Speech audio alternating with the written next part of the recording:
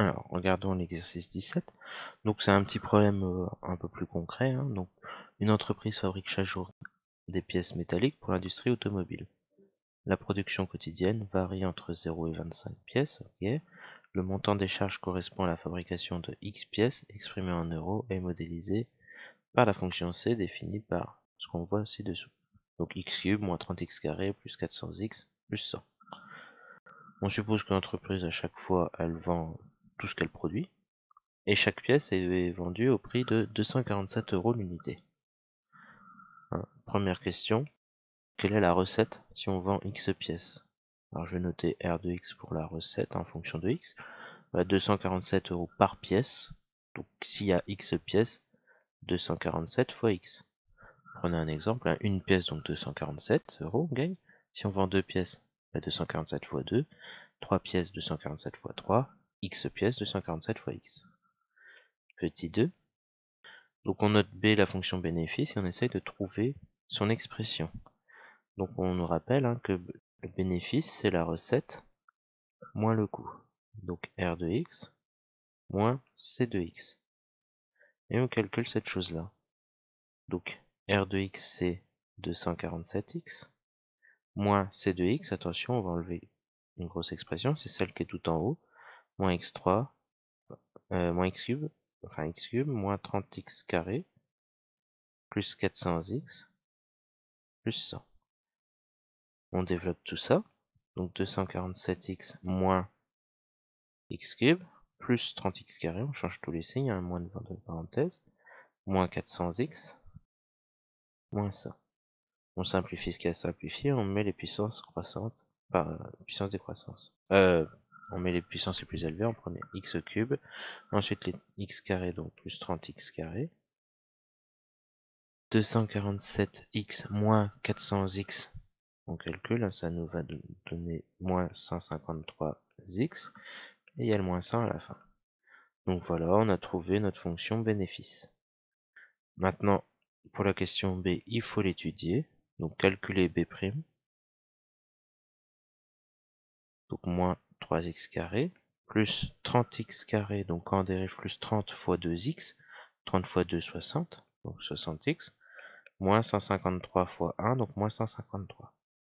Donc là, on veut étudier son signe, c'est le signe d'un polynôme de degré 2, et ensuite il faudra les variations de b. Donc b' de x, et les variations de b. Comme d'habitude, les signes, de dérivée, ensuite variation de notre fonction. Alors on travaille sur l'intervalle 0,25. Bon là, on calcule le discriminant. On va faire 60 au carré, moins 4 fois moins 3, fois moins 153. Donc le discriminant, c'est 1764. On calcule les racines. La première, moins b, donc moins 60, moins racine carrée de 1764. Alors, la racine carrée de 1764, il me semble que ça tombe juste, oui c'est 42. Donc on fait, alors on reprend, donc moins 60, moins racine, donc moins 42, divisé par 2 fois a, donc moins 6. On va obtenir 17. Et pour x2, donc on reprend exactement le même calcul, sauf qu'on change le moins qu'on avait trouvé en plus entre les deux. Donc au lieu de faire moins 42, on fait plus 42, et on va obtenir 3. Donc ça, j'espère qu'il n'y a pas trop de problème, mais normalement, ça va. Donc on met maintenant nos deux racines, 3 et 17. Le terme devant x carré, c'est moins 3, c'est négatif, donc moins aux extérieurs et plus entre les deux. On fait nos variations, décroissant, croissant, décroissant. Maintenant, on complète notre tableau. Donc l'image de 0 par la fonction b, c'est celle que je vais entourer là. On remplace x par 0, on obtient moins 100. Ensuite, on remplace x par 3, on obtient moins 316. On remplace x par 17, on obtient 1056. et remplace x par 25, on obtient moins 800. Vous remarquez que c'est quand même cohérent avec les variations, hein. Moins 100, moins 316, ça diminue. Moins 316 à 1056, ça augmente. Et ensuite, jusqu'à moins 800, ça diminue.